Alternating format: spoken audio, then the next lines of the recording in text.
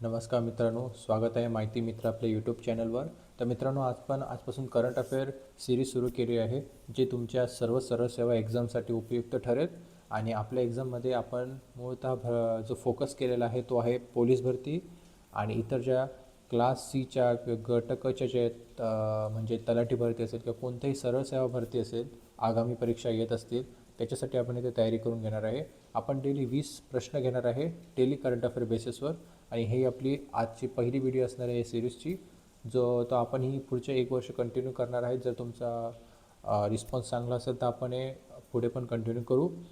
तर अशा प्रकारे आजची ही पहिली व्हिडिओ आपण सुरू करणार आहोत. आणि जर तुम्ही चॅनलवर नवीन असाल तर चॅनलला सबस्क्राईब करून ठेवा, कारण आपण करंट अफेअर रिलेटेड जे नवीन प्रश्न असतील, जे आपण मूळतः बऱ्याचशा चॅनलवर पाहत नाही, ते आपण इथे पाहणार आहोत. इथे मूळ भर पोलीस भरती, कारण का हे जे प्रश्न आहे ते आपण वन लाईनर घेणार आहोत, जे पोलीस भरती आणि सरळ सेवेसाठी खूप उपयुक्त असतात. तर ही व्हिडिओ तुम्ही स्किप करू नका, चॅनलला सबस्क्राईब करून ठेवा, कारण अशा डेली व्हिडिओ तुम्ही मिस करू नका यासाठी. तर आपला आजचा पहिला प्रश्न आहे, AMP 2047 या योजना कोणत्या मंत्रालयाने सुरू केली आहे? तर ही योजना जी सुरू केली आहे ती आहे ऑप्शन बी, भारी उद्योग मंत्रालय आहे. या मंत्रालयाने ही AMP 2047 योजना सुरू केली आहे. तर आता मित्रांनो, कमेंट सेक्शनमध्ये सांगा की AMP 2047 म्हणजे AMPचा फुल फॉर्म काय. नसेल तर मी कमेंटमध्ये तुम्हाला याचं उत्तर देऊन जाईल. प्रश्न क्रमांक 2 पहा, AMP 2047 योजनेचे मुख्य उद्दिष्ट काय आहे?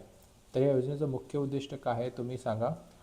या योजनेचं मुख्य उद्देश आहे भारताला ऑटोमोबाईल उद्योग जगात नेता बनवणे, म्हणजे भारताला आपण ऑटोमोबाईलच्या क्षेत्रात आपण उंचावणे, हा या योजनेचा मुख्य उद्देश आहे.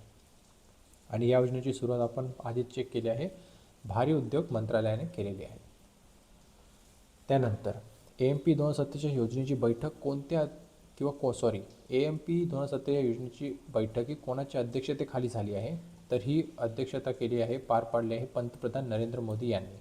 तर या योजनेचे अध्यक्षपद बैठकीत नरेंद्र मोदी यांनी घेतले होते.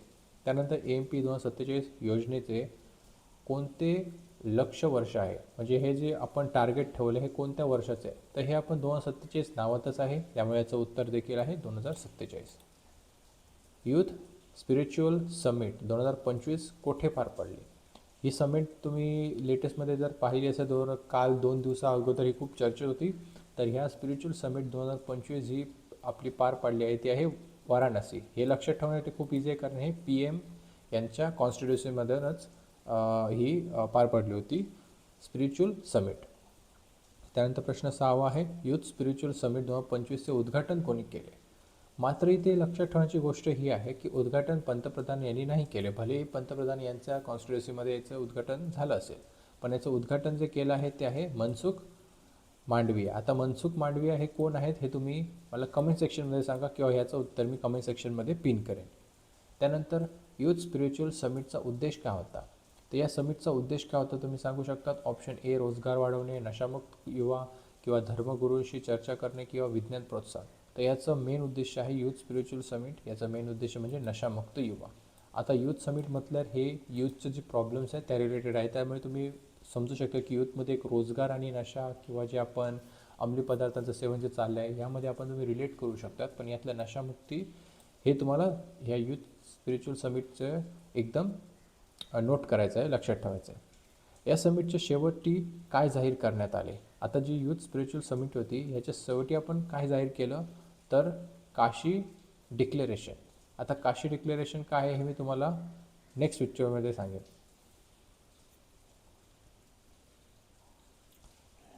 तर या समिटच्या शेवटी काय जाहीर करण्यात आले होते?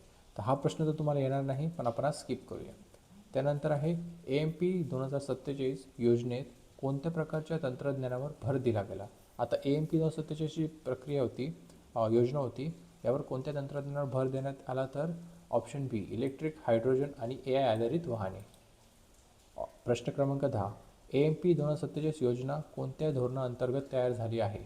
ऑप्शन ए, आत्मनिर्भर Bharat, skill India, NITI Aayog mission किंवा इंडिया ऑटोमोबाईल मिशन. त्याचं योग्य उत्तर आहे D, India automobile mission. Option 11, Kashi डिक्लेरेशनचे मुख्य उद्देश काय होते? तर काशी डिक्लेरेशनचे मुख्य उद्देश होते ऑप्शन सी, व्यसनमुक्ती आणि समुपदेशन हे स्पिरिच्युअल समिटशी निगडीत आहे. प्रश्न क्रमांक 12, AMP 2047 कोणत्या योजनेचा पुढील टप्पा आहे?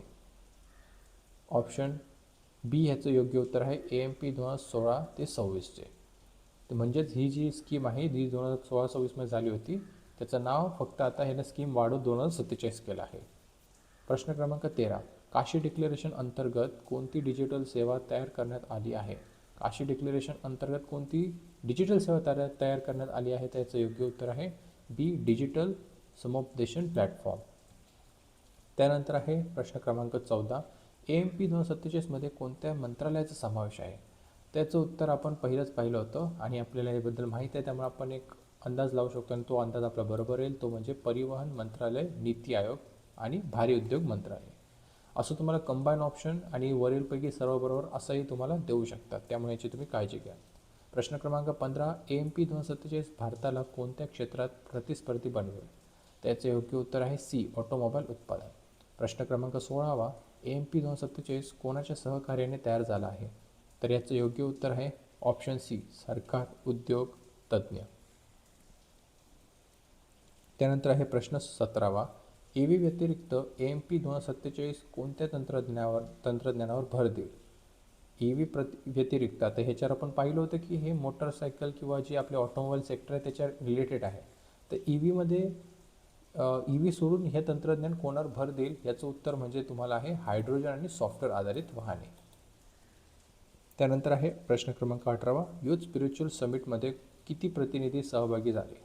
युथ स्पिरिच्युअल समिटमध्ये एकूण 600 प्रतिनिधी समाविष्ट झाले किंवा सहभागी झाले होते.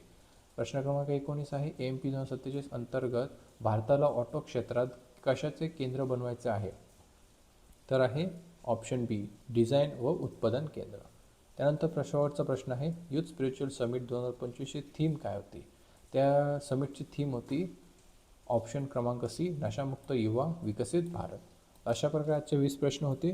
मी तुम्हाला एकदमच एका प्रश्नावर 4-4 प्रश्न 5-5 प्रश्न बनवून सांगितल्याचं कारण असं आहे की आपण एक मोठा प्रश्न करतो पण त्या रिलेटेड त्या स्कीमबद्दल माहीत नसतं, कारण मोस्टली वन लाईनर जे क्वेश्चन्स असतात त्यामध्ये आपण फक्त आणि फक्त रट्टा मारण्यावर भर देतो. पण इथे मी रट्टा पण घेतलेला आहे, सोबत तुम्हाला एका प्रश्नाचे 3-4 जे पर्यायी प्रश्न बनू शकतात हे देखील सांगितले आहे. म्हणून मी डेली 20च क्वेश्चनवर फोकस करतो, कारण तुमचा वेळ वाचावा आणि फटकन तुमची रिव्हिजन व्हावी. जर तुम्हाला व्हिडिओ आवडला असेल तर नक्कीच मित्रांपर्यंत शेअर करा. धन्यवाद.